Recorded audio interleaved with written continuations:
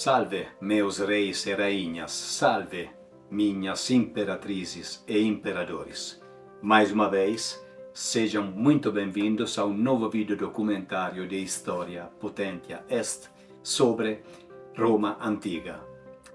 Hoje vamos conversar sobre o significado de cidadania romana, ou seja, qual era a importância de ser um cidadão romano no período republicano antes e, in especial, depois no período imperial, visto que o tamanho dos territórios conquistados foi praticamente dobrado ou quase, e que, de consequência, o império estava se tornando cada vez mais cosmopolita.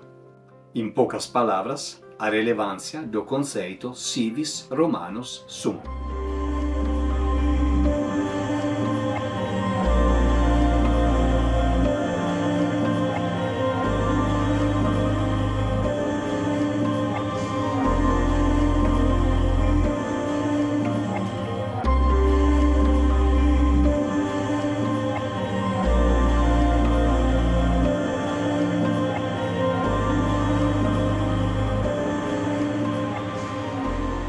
Tem uma rara documentação sobre uma antiga lenda romana contada por um ludi magistri, ou seja, um professor de Roma na época republicana, de nome Publius Cornelius, que ensinava leitura e escrita de grego e latim e aritmética a filhos de famílias patrícias.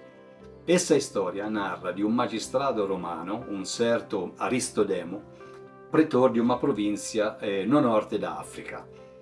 Un rei estrangeiro local, derrotado, foi levado perante ele para ser julgado por ser acusado de crimes contra o Estado romano. Recusando-se a ajoelhar, o rei disse à corte: "O pretor e eu somos iguais, permanecerei de pé." No final do julgamento, este rei estrangeiro foi considerado inocente de qualquer crime contra o Estado romano. Mas Aristodemo, mesmo assim, o condenou à crucificação, dizendo-lhe, abre aspas, "Você me insultou, afirmando que somos iguais, mas não somos, porque eu sou romano e você é o rei." De acordo com a história, é evidente e bem conhecido também que os romanos enxergavam de forma autoritária e superior qualquer pessoa, e não importava a classe social, que não pertencia à sociedade romana. Neste caso, provavelmente o abuso de poder e a arrogância do pretor falaram muito mais alto. Mas essa tendência era uma consequência direta do civis romanus sum, uma frase que qualquer cidadão romano aprendia desde criança e que pronunciava com orgulho e cabeça erguida pela vida toda, tanto em Roma quanto nas províncias do Império. Eu sou um cidadão romano representa o profundo senso de identidade, de pertencimento e de proteção legal associada à cidadania romana durante a República e o Império. Além de seu significado literal, a frase encapsula os privilégios, a dignidade e a segurança concedidos aos cidadãos romanos pela lei romana, tanto dentro da cidade de Roma, quanto nos vastos territórios sob controle romano. Dizer civis romanus sum era mais que declarar sua origem. Era um grito de proteção, um chamado à força de Roma que garantia a segurança de seus cidadãos em qualquer canto do Império. Civis Romanus jucundus est. Est mihi praesidium. Est vita mea. Est mihi honor.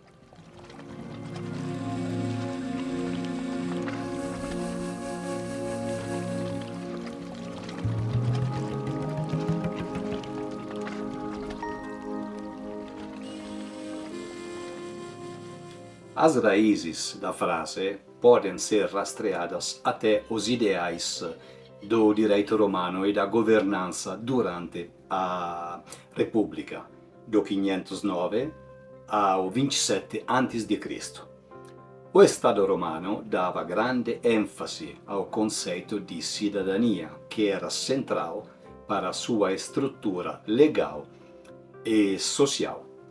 Obter a cidadania romana era um processo complexo, com regras bem definidas.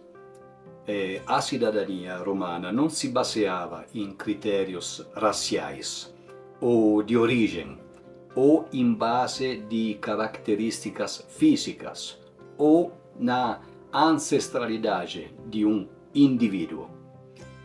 No entanto, isso não significava que a cidadania era concedida de forma, indiscriminada. Ao longo dos anos, aqueles que aspiravam a esse título prestigioso precisavam demonstrar que estavam genuinamente se tornando romanos. Isso envolvia um processo de romanização, no qual os indivíduos adotavam os valores, costumes e modo de vida romanos. Alguns exemplos a seguir. A adoção da língua latina, visto que a uniformidade da língua era considerada um elemento central da identidade romana. Também a adesão às leis e costumes romanos, respeitando e seguindo as normas da sociedade romana. Muito importante também era a participação na vida pública e social, envolvendo-se na comunidade, demonstrando comprometimento com os outros cidadãos. Mais importante ainda, era a lealdade e fidelidade ao Estado romano, sempre absolutamente essenciais. O serviço militar, que era uma via importante e às vezes era até a mais rápida para a obtenção da cidadania. Por muitos séculos, o status de cidadão romano tornou livres aqueles que o possuíam. Somente eles, por exemplo, podiam votar em assembleias e comícios, podiam concorrer e ocupar cargos públicos, podiam se envolver em qualquer atividade comercial dentro do território romano, podiam possuir propriedades, casar-se legalmente e, portanto, ter filhos legítimos que poderiam herdar suas propriedades, participar a sacerdócios e alistar-se nas legiões. Ser cidadão romano significava ter voz nas decisões de Roma e a garantia de um julgamento justo, direitos que moldavam a vida de cada romano. Mais importante ainda, a garantia de proteção contra punições arbitrárias, como tortura ou execução, sem um julgamento adequado. 30 segundos e já voltamos.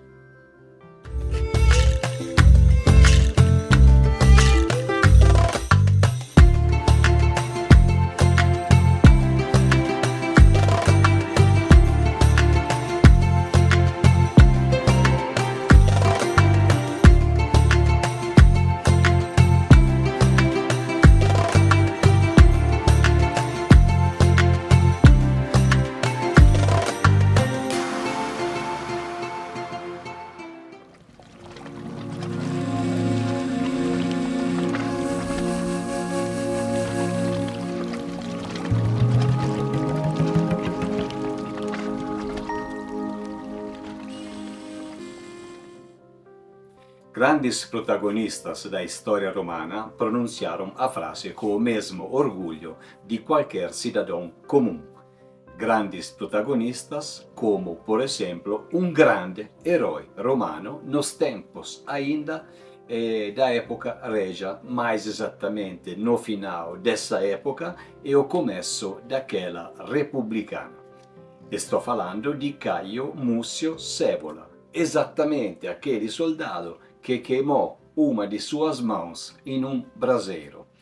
Quando si apresentou como prisioneiro no 508 a.C. ao rei etrusco Lars Porsena, ele utilizou as palavras Romanus sum, depois de ter falhado na tentativa de matá-lo. Logicamente, mais pela frente, não poderá faltar nesse canal um vídeo dedicado a Múcio Scaevola. Agora, alguém pode estar se perguntando, ele fala toda hora em qualquer vídeo, dedicaremos um vídeo futuramente a outro assunto. Depois chega um momento que acaba esquecendo todas as promessas feitas. Eu respondo absolutamente não, promessa é dívida, como se dizia na antiga Roma também. Todos os vídeos futuros falados dentro desse canal são rigorosamente marcados e serão todos tratados com certeza no menor tempo possível. Mas voltamos ao nosso Civis Romanus Sum. Nos séculos seguintes, a frase ganhou destaque na retórica romana, particularmente por meio de Cícero, no primeiro século a.C. Cícero foi um dos estadistas e oradores mais famosos de toda a história romana. Em seu discurso em Verrem, proferido em 70 a.C., Cícero usou a ideia de Civis Romanus Sum para enfatizar a santidade da cidadania romana. Ele criticou a corrupção e os abusos cometidos pelo governador romano Verre na Sicília, incluindo os maus tratos aos próprios cidadãos romanos. Cícero argumentou que os direitos de um cidadão romano eram invioláveis e qualquer violação desses direitos era uma afronta ao próprio Estado romano. A importância de ser um cidadão na época republicana pode ser compreendida através dos seguintes aspectos. Nos direitos políticos, os cidadãos romanos tinham o direito de votar nas assembleias, eleger magistrados e participar ativamente da vida política da República. Eles podiam ocupar cargos públicos, o que lhes dava poder e influências na sociedade. Na proteção legal, os cidadãos eram protegidos pelas leis romanas e tinham o direito a um julgamento justo. Eles não podiam ser torturados ou punidos de forma cruel. Nos privilégios sociais, a cidadania romana conferia um status social elevado e dava acesso a benefícios como distribuição de grãos e participação em eventos públicos. Cidadãos romanos também tinham o direito de se casar e ter filhos legítimos, o que garantia a transmissão da cidadania para as gerações futuras, como também a herança dos bens.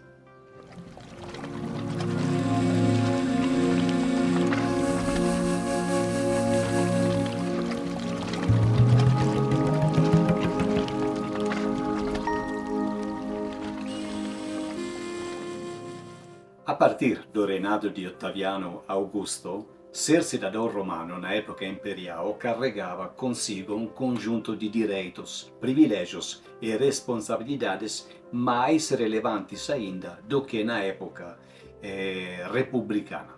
Por exemplo, bastava que um cidadão romano de qualquer província pronunciasse as palavras Cesarem appello, mi appello a César, para que governadores e funcionários romanos locais eram obrigados a respeitar os direitos daquele cidadão em suas jurisdições. A declaração de Civis Romanus servia como uma poderosa salvaguarda, obrigando as autoridades locais a interromper ações ilegais, tratar o indivíduo de acordo com os padrões legais romanos, parar o processo imediatamente e trasferirlo direttamente para Roma. In resumo, ser cidadão romano no império, no período imperial, era ter um status social mais elevado ainda do que na época republicana. Acesso a direitos, isenções de alguns impostos, privilégios e proteção que não estavam disponíveis, logicamente, para os não-cidadãos. A Declaração Civis Romanus Sum, portanto, era um elemento fundamental da identidade romana que tinha direitos, sim, mas deveres também. Vamos ver agora então os principais aspectos dessa declaração, começando exatamente pelos deveres de um cidadão romano e que eram essencialmente dois: obrigações militares e obrigações fiscais. Sobre a carreira militar, a cidadania era um pré-requisito para servir em certas legiões romanas, mas os exércitos eram cada vez mais profissionais, formados por soldados profissionais ou homens fisicamente aptos para enfrentar longas caminhadas e duras batalhas. Porém, em momentos de crise ou necessidade, o governo romano podia realizar recrutamentos forçados. Sobre o pagamento de impostos, a cidadania não isentava os indivíduos de pagar as taxas previstas. Porém, no mesmo tempo, um cidadão não era obrigado a pagar alguns determinados tipos de impostos, que eram de responsabilidades de outras categorias inferiores, como os latinos, os itálicos, peregrinos, por exemplo.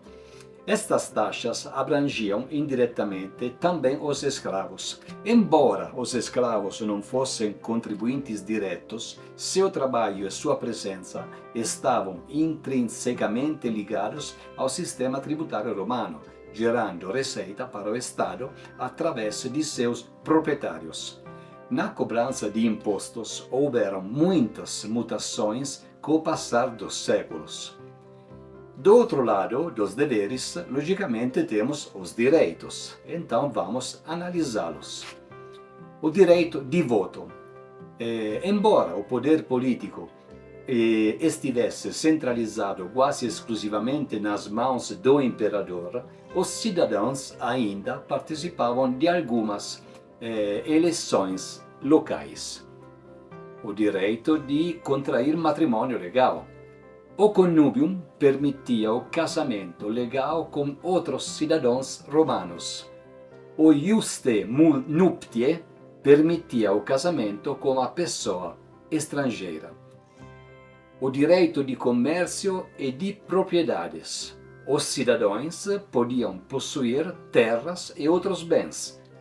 E com o ius commerci podiam realizar também atividades comerciais. O direito de processo legal. Os cidadãos acusados de um crime tinham direito a um julgamento justo e podiam apelar para tribunais superiores ou autoridades, incluindo o Senado ou até mesmo o imperador.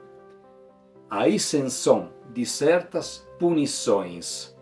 Cidadãos romanos não podiam ser torturados, crucificados ou outras formas de punição degradante, como por exemplo a damnatio ad bestias, ou seja, uma das punições mais brutais em que o condenado era jogado na arena para ser morto por animais selvagens. Ou a damnatio ad metalla, onde os condenados eram enviados para trabalhar em minas em condições extremamente difíceis e perigosas. Tinha outra forma de punição, que provavelmente era menos pior, ou seja, trabalhar nas galeras, onde os condenados eram forçados a remar nos navios de guerra romanos sob condições extraordinariamente exaustivas. Depois temos a mobilidade social. No Império, a cidadania romana se tornou mais acessível a pessoas de diferentes origens, o que permitiu a ascensão social de indivíduos talentosos e leais ao império. Temos também a identidade e orgulho. A cidadania romana se tornou um símbolo de orgulho para os habitantes do império. De fato, ela conferia um status social muito elevado, especialmente nas províncias. Civis Romanus Sum era uma declaração poderosa que evocava a força, a justiça e a grandeza de Roma. Também tinha o direito da proteção em todo o território romano. A frase Civis Romanus Sum servia como um tipo de passaporte legal, onde o cidadão romano poderia requerer proteção legal em qualquer parte do império. A cidadania gradualmente acabou se evoluindo, ela foi gradualmente estendida a mais pessoas nas províncias, como no famosissimo Editto di Caracalla do 212 d.C., onde o imperador concedeu cidadania praticamente a todos os habitantes livres do império. Do outro lado, com o fortalecimento do poder imperial, a importância política da cidadania diminuiu, mas sempre continuou sendo como um símbolo de status e privilégio. Civis Romanus Sum era o nome do símbolo que representava a importância da cidadania romana e do Estado de Direito. Ela nos lembra que a proteção dos direitos e a garantia da igualdade são valores fundamentais que transcendem o tempo e as culturas.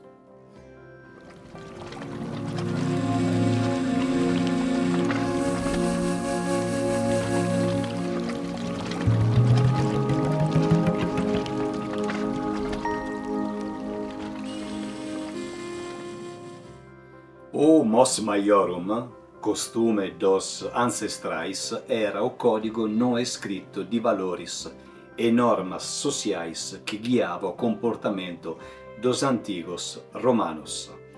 Era praticamente um conjunto de princípios que moldavam o comportamento e os valores dos cidadãos. A transmissão do Mos Maiorum ocorria principalmente no âmbito familiar, mas também era reforçada em outros contextos sociais. Nos contextos familiares, os pais, especialmente os mais velhos, desempenhavam um papel fundamental na transmissão dos valores do Mos Maiorum aos seus filhos ou até netos. Através de histórias, exemplos e ensinamentos diretos, as crianças aprendiam sobre virtudes como a piedade, a lealdade, a coragem e a disciplina. A família era vista como o alicerce da sociedade romana e a educação dos filhos era considerada uma responsabilidade fundamental. No entanto, na sociedade romana, embora não houvesse escolas formais dedicadas ao ensino do Mos Maiorum, os valores eram reforçados em diversos contextos sociais. Os líderes políticos e figuras públicas eram vistos como exemplo a serem seguidos, e suas ações influenciavam o comportamento dos cidadãos. Os rituais religiosos e as celebrações públicas também desempenhavam um papel importante na transmissão dos valores tradicionais. A lei das 12 tábuas também ajudava a reforçar esses comportamentos, pois continha as leis e regras de conduta para se viver em sociedade. A lei das 12 tábuas foi um código de leis da Roma antiga, criado em 451 a.C., durante o período republicano. Ela é considerada um marco fundamental na história do direito romano, pois foi a primeira codificação de leis escrita e pública em Roma. Futuramente dedicaremos um vídeo documentário exclusivamente pela lei das 12 tábuas.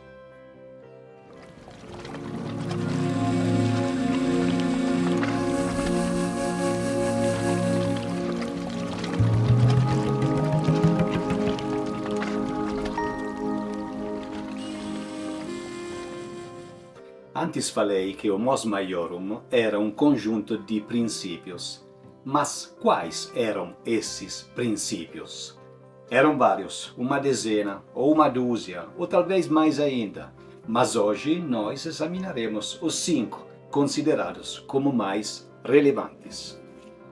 Em primeiro lugar, a fides, ou seja, a confiança. Era uma virtude central na Roma antiga. Logicamente, hoje também continua sendo uma característica humana vital, mas naquela época tinha uma importância muito mais relevante.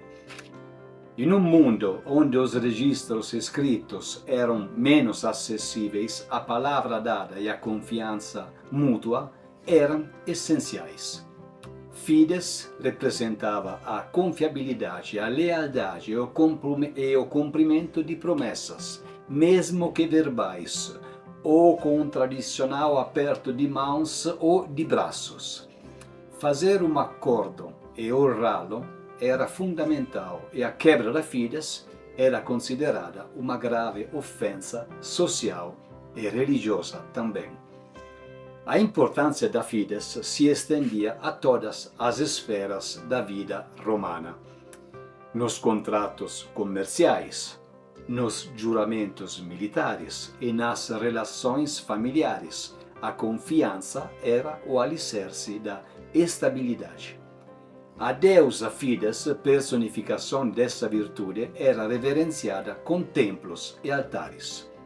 Além disso, a Fides desempenhava um papel crucial nas relações internacionais de Roma, garantindo o cumprimento de tratados e alianças.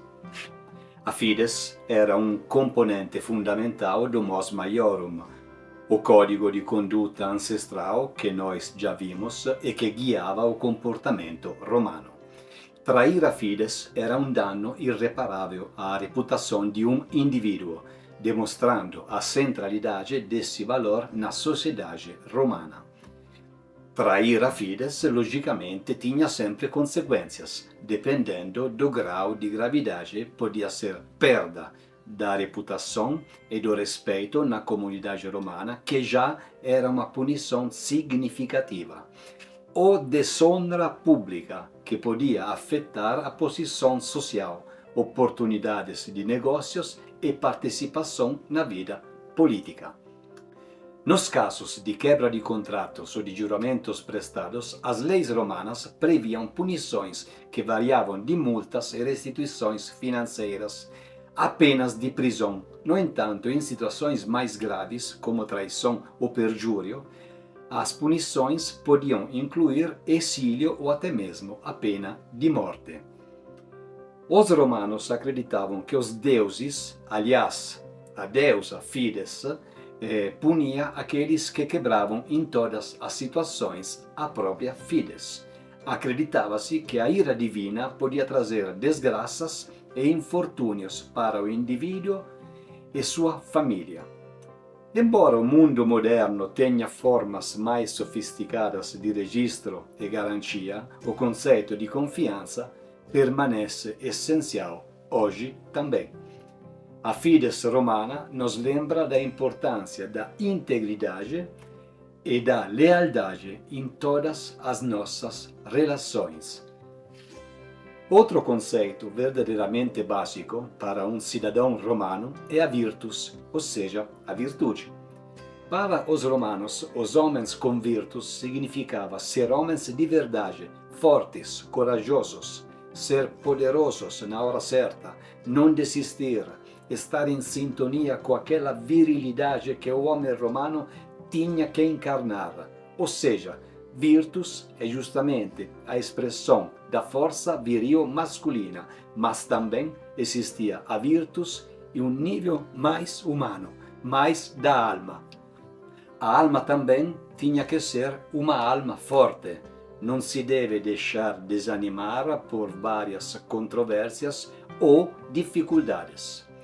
Além da força física, a virtus englobava qualidades como integridade, honestidade e dever cívico, frequentemente demonstradas no serviço público. Toda a força do homem romano era a virtus e, atenção, toda a família romana, entre outras coisas, era conhecida por uma certa virtus.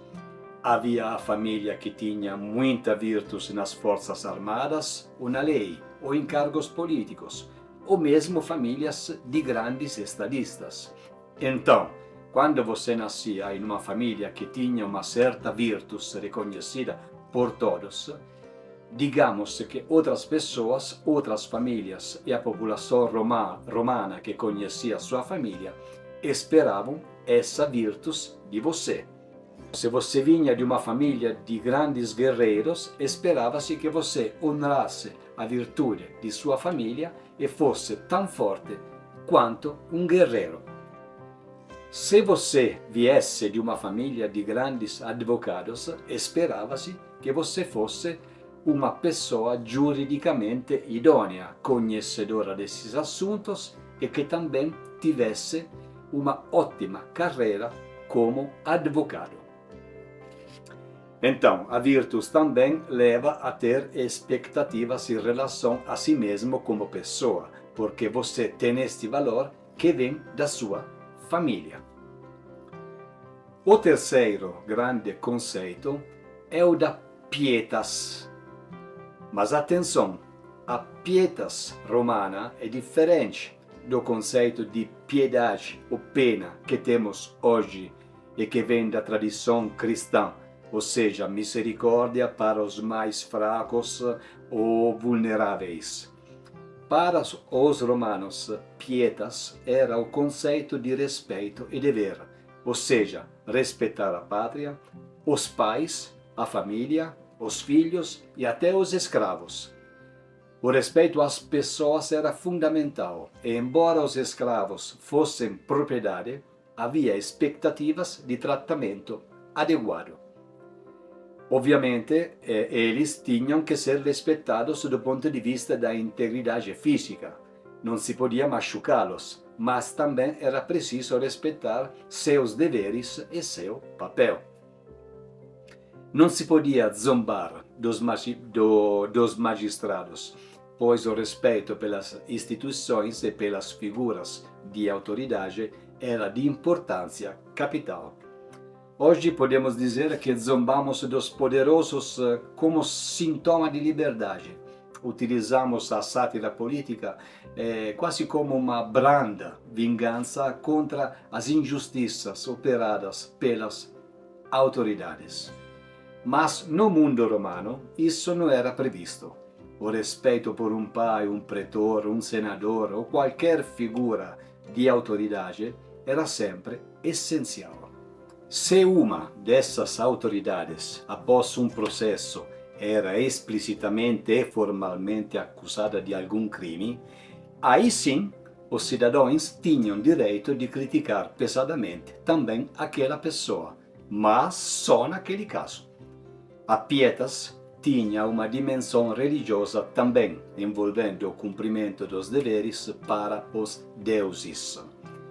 Figuras como Enéas, na Eneida de Virgílio, que proximamente nós veremos também, personificaram essa virtude, demonstrando a importância da pietas na vida romana.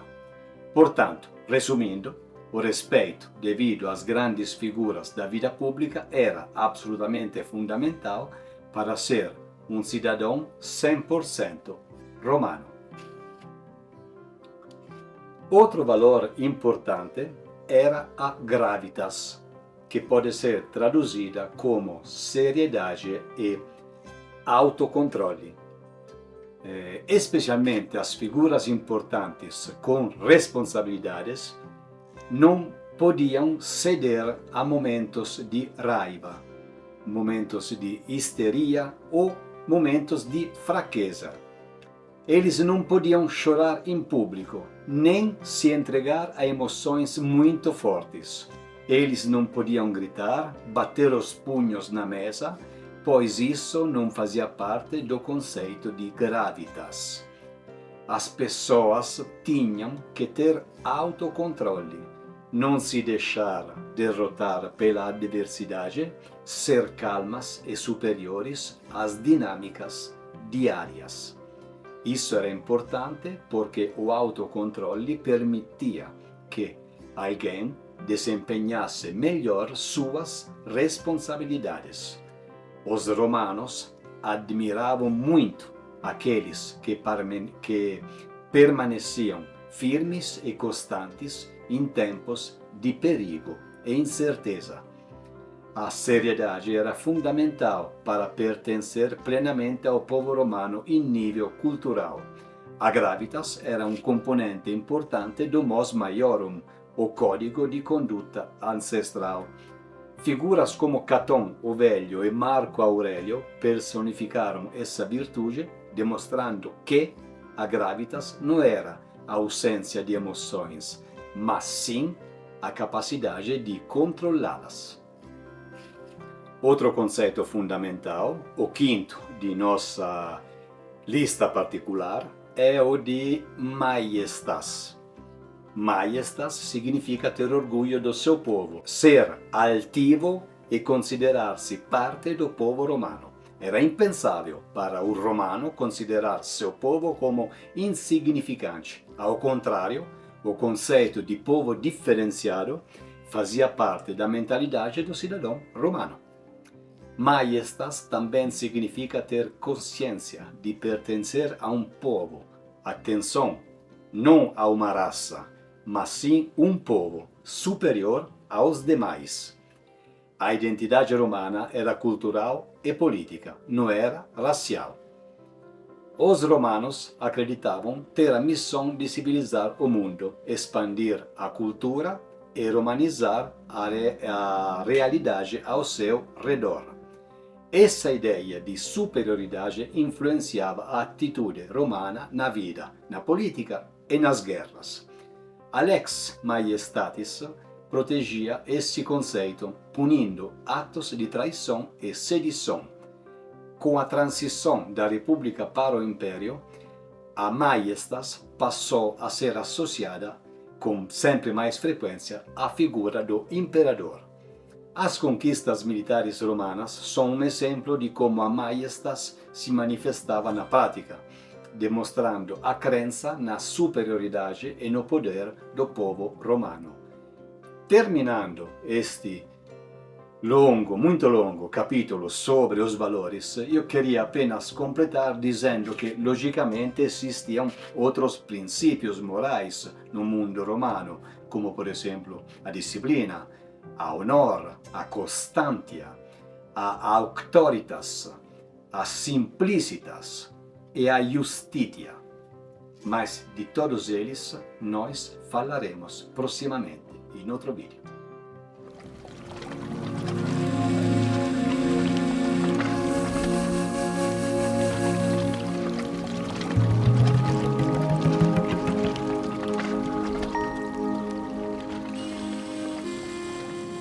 O sol da manhã beija meu rosto, e a brisa sussurra civis romanus sum. Palavras que ecoam em meu coração, um hino de liberdade e pertencimento. Anos de serviço, lealdade e sacrifício culminaram neste momento. Agora, sou parte da grandiosa Roma, herdeiro de sua glória, protegido por suas leis.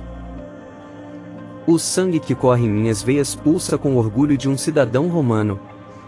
Que os deuses abençoem este dia, e que minha vida seja digna deste privilégio. A cidadania romana era adquirida dessa forma. Por descendência. Na República, o título de civis era concedido por direito aos cidadãos nascidos na cidade de Roma, filhos de pais romanos, e aos fundadores também das colônias romanas que se mudavam para a cidade de Roma. è importante notar che na Repubblica a cidadania era trasmetida principalmente pela linhagem paterna. Temos também pela concessão do Estado, como recompensa a estrangeiros que se destacavam por méritos particulares os serviços prestados a Roma e aos magistrados das comunidades locais. Esses reconhecimentos, às vezes, era o mesmo imperador que os celebrava. Depois temos o casamento.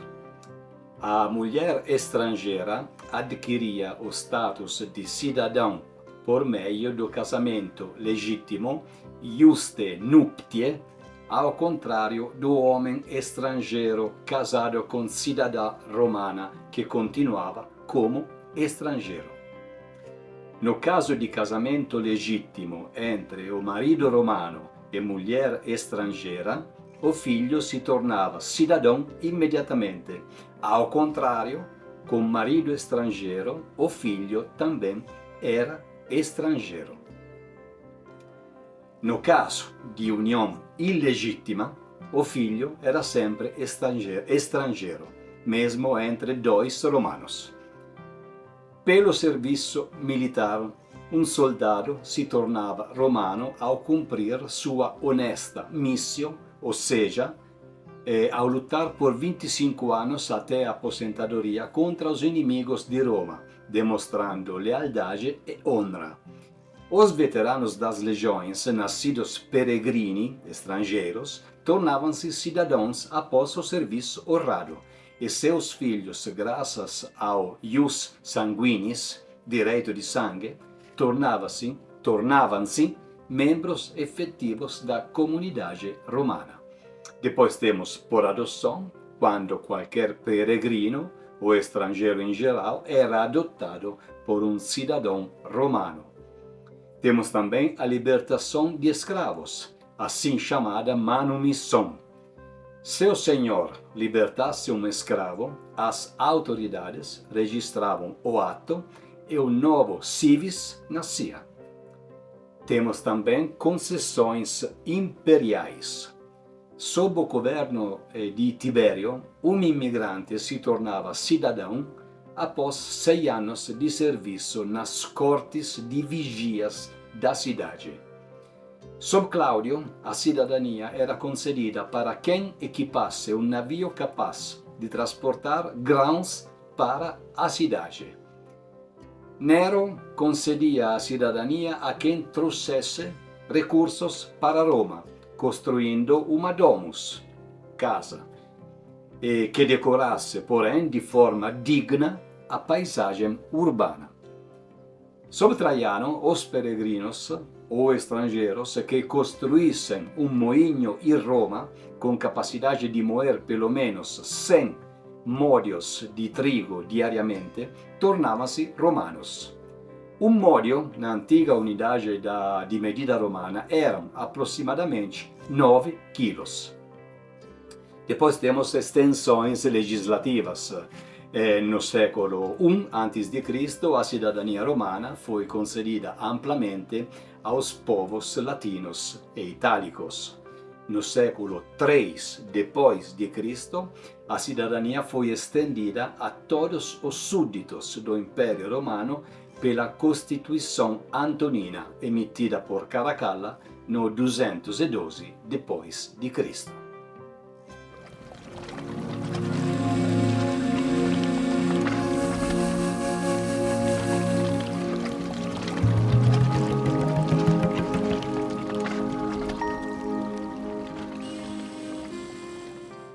A perda da cidadania romana, um status altamente valorizado, podia ocorrer de diversas formas, refletindo as complexidades do sistema legal romano. As principais causas incluíam perda de cidadania e da liberdade, com a capitis deminutio maxima. A forma mais extrema de perda de cidadania ocorria quando um cidadão romano era reduzido à escravidão. Isso podia acontecer em casos de condenação por crimes graves como traição ou deserção. A capitis diminutio maxima envolvia a perda total dos direitos, incluindo a cidadania, a liberdade e a posição familiar. Visto que em Roma a dívida também era uma questão muito séria e a inadimplência podia ter consequências drásticas, um credor podia exercer o seu direito de vender o devedor insolvente como escravo, o romano também, tirando-lhe, no mesmo tempo, liberdade e cidadania. Depois temos a perda da cidadania com a capitis diminutio media. Esta forma de perda ocorria quando um cidadão romano perdia seu status de cidadão, mas não necessariamente sua liberdade. Isso podia acontecer em casos de exílio ou desterro, onde o indivíduo era forçado a deixar o território romano e, consequentemente, perdia os seus direitos de cidadão. Mudança de domicílio. Em certos períodos da história romana, mudar-se, por exemplo, para uma colônia latina, podia resultar na perda da cidadania romana. Mas isso variou ao longo do tempo e vimos agora há pouco, no capítulo anterior, quando no século I antes de Cristo, a cidadania romana foi concedida a todos os povos latinos e itálicos. Degradação por crimes. Cidadãos condenados por crimes graves, como falsificação de alguns determinados documentos públicos ou perjúrio, podiam ser privados perenemente de seus direitos de cidadãos. Crimes mais graves, como a falsificação da própria cidadania, o parricídio, ou um assassinato de um magistrado, por exemplo, era condenação à morte mesmo. Em casos raros, a cidadania podia ser revocada por decisão do Senado ou até do mesmo imperador, especialmente em situações de traição ou conspiração contra o Estado. Mesmo com a gravidade das acusações, o ex-cidadão era exilado, mas tinha a vida poupada quando o histórico dele sobre o serviço oferecido a Roma era muito bom. A perda da cidadania romana tinha implicações significativas, pois privava o indivíduo de seus direitos legais, políticos e sociais.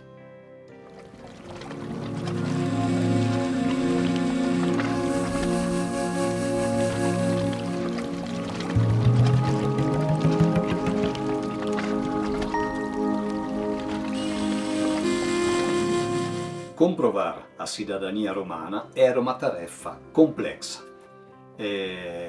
Era um status de prestígio e privilégio, distinguia os habitantes de Roma dos demais povos do Império. A cidadania era um tesouro cobiçado e, já sabemos, uma garantia de direitos e privilégios. A cidadania, porém, não era um conceito estático, mas sim tinha um status dinâmico e que se adaptava às mudanças políticas e sociais de Roma no longo do tempo. Mas como um cidadão romano podia comprovar sua identidade em qualquer lugar? Em uma era sem documentos de identidade modernos, a questão da comprovação da cidadania era sim complexa, mas evoluiu ao longo da história romana. Nos primórdios de Roma, durante os períodos monárquico e republicano, a comprovação da cidadania era um ritual público. O pater familias, chefe da família romana, dirigia-se ao fórum e, perante o censor, declarava à sua família os bens e escravos se tivesse. Essa declaração solene, registrada nas tabulae censoriae, servia como o registro oficial de cidadania. Embora não haja evidências concretas de documentos de identidade formais, é razoável supor que existiam meios práticos de comprovação, talvez objetos ou símbolos que um cidadão pudesse portar consigo. Além disso, a rede social romana, com seus laços de parentesco e amizade, servia como um sistema informal de verificação, onde testemunhas podiam atestar a cidadania de um indivíduo. O papel e a presença de testemunhas em documentos de cidadania destacavam a importância do testemunho e da reputação daquele cidadão dentro da sociedade romana. Praticamente, cada cidadão, mais amigos, mais parentes tinha e mais testemunho podia apoiá-lo na criação da própria cidadania. Sobre a racionalização imperial, com a ascensão do Império, Augusto implementou reformas que aprimoraram o sistema de registro. O pater familias passou a declarar o nascimento de seus filhos em um registro oficial, garantindo a cidadania desde o berço. Além disso, surgiram os libelli, tábuas de madeira que funcionavam como certificados de nascimento e cidadania, contendo informações detalhadas sobre o indivíduo. Tábuas de madeira aproximadamente do tamanho de um nosso papel A4. Nas províncias romanas distantes da capital, a comprovação da cidadania seguia um procedimento similar. Longe de Roma, o pater familias declarava oficialmente o nascimento de um filho legítimo através da professio. O que era a professio? Era o registro oficial da família, dos bens, das propriedades, escravos, se houver, o status de ocupação do momento do pater familias também. O cidadão romano dirigia-se ao tabularium publicum local e, perante do governador da província ou seu representante, apresentava as próprias evidências de cidadania. Tudo isso era utilizado pelo governo da província para a cidadania e também para fins de tributação.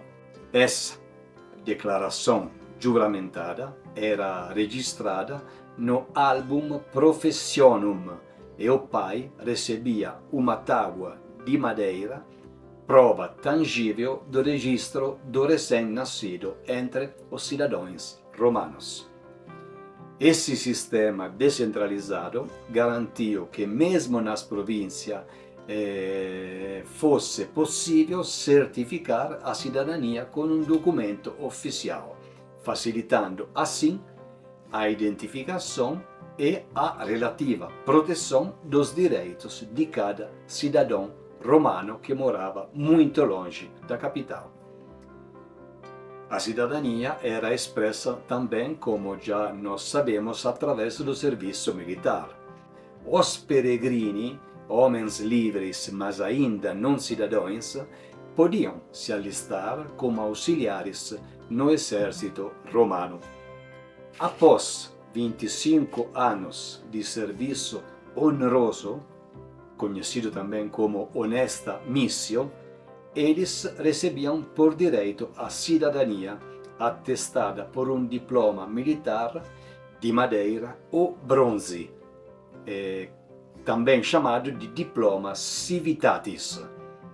Esse diploma relatava no lado esquerdo a confirmação do serviço militar e a concessão da cidadania, e do lado direito os nomes de 7 testemunhas como garantia da autenticidade do documento.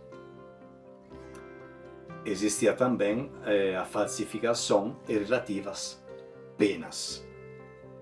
Logicamente, com o aumentar dos documentos, havia riscos de falsificações No entanto, o assunto da cidadania, os romanos levaram muito a sério.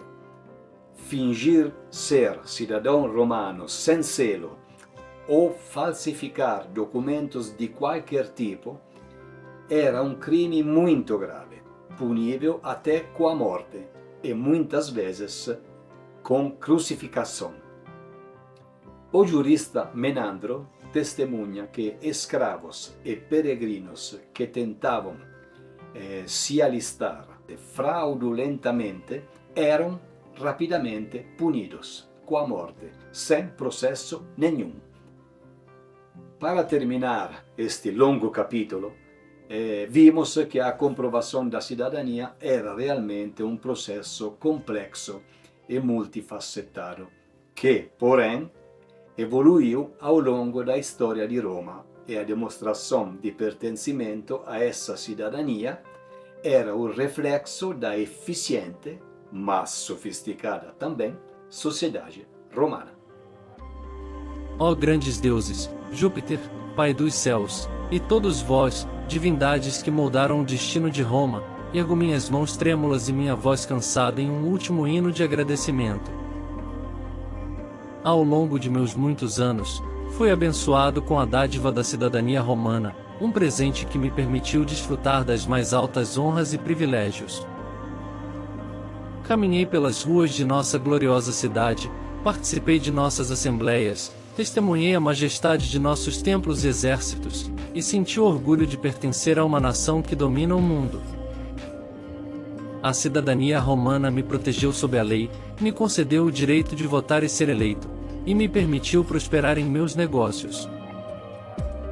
Compartilhei da glória de nossas vitórias e da segurança de nossas legiões. Agora, enquanto a sombra da morte se aproxima, meu coração se enche de gratidão.